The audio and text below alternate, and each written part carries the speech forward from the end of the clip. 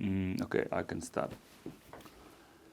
Yes, my name is Tero Nauha. I'm a performance artist and I'm a professor in live art performance studies at the Theatre Academy in Uni Arts Helsinki.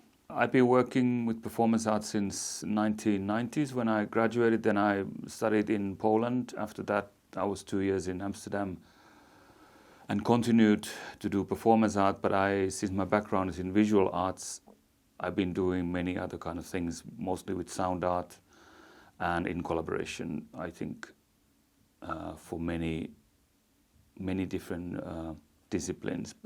And then I did my doctorate here in the Uni Arts in 2016, which was more I do more like academic research also aside from being an artist. My definition, it originates from, let's say, 60s, 70s conceptual art practices. So for me, performance art is not so clearly connected with theater or dance or dramaturgy, but is more of that people approach and start from either with their own body or some other, let's say, an issue in society or what they find important. So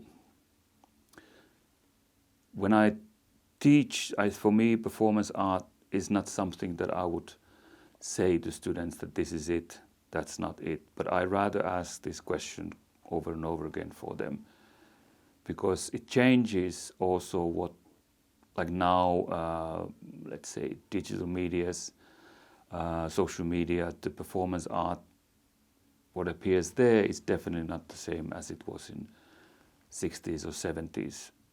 But I think crucial things to understand that there's always a body, and there's always audience in one way or another. But that's quite much about it. I don't think it's not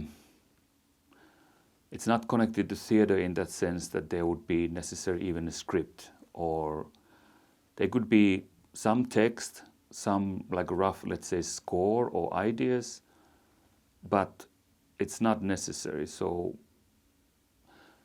the one thing that connects all of them, of course, because it's performance or performing arts, is time.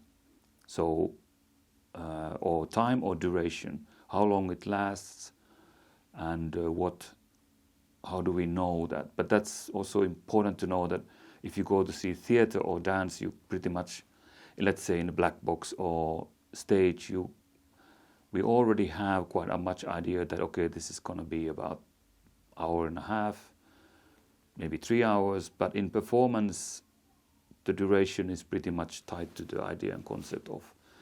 So the artist or the maker decides almost each time all of these parameters and all of these things that matter. And I think that's why it is sometimes difficult, but sometimes very kind of interesting way of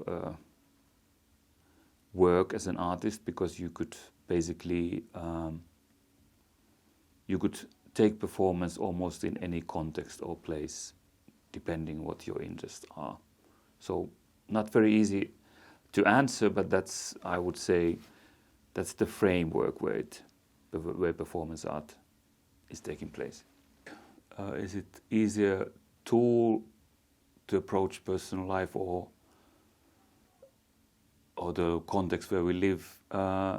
Yes, to some extent, yes, it can be, because it doesn't necessarily require that kind of, let's say, skills or capacities that you would need, for instance, if you do a 90-minute contemporary dance project that would require quite a lot of skills. But it doesn't mean that performance art is somehow simple and easy, but it's like let's say, it has this kind of almost like an attitude of research. So you're interested about something in your personal life or your surroundings, like in society, and you can use very simple tools to find some meaning in it. And of course, in the best case, it is that you can share these meanings with others.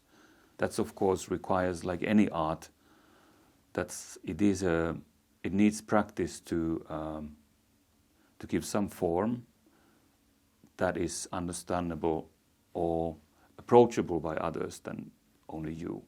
But that's like, I think that should define all artworks. Art forms are always giving form to something, and that sometimes takes really a practice and rehearsals. But so in that sense, for me, performance is closer to like visual arts in a way, that it's you can decide a lot of things what you think is your medium. My lecture in the Sidewalk Project will cover maybe two things. One is, let's say, not necessarily history, but let's say conceptual history of performance art, but of course very limited because it is a wide area. And maybe second part, what I want to talk a bit is how this is being taught, or how can it be taught? What kind of, let's say, tools we have to approach performance. Conceptual art, I mean here,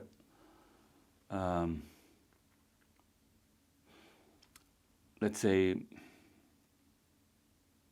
like I mentioned, the body, the time, the audience, society, which were for me very like crucial when, if we look at conceptual art, how it emerged in, let's say, US and UK and this kind of Western countries, but also Western Europe, but also how it emerged in countries like Poland or Yugoslavia and Russia or Soviet Union, that had very different approach, but somehow the key elements are there. That it's, I would say, outside of those things, also including text or including language, but not language in the sense of, excuse me, not language as a description, but language as a one kind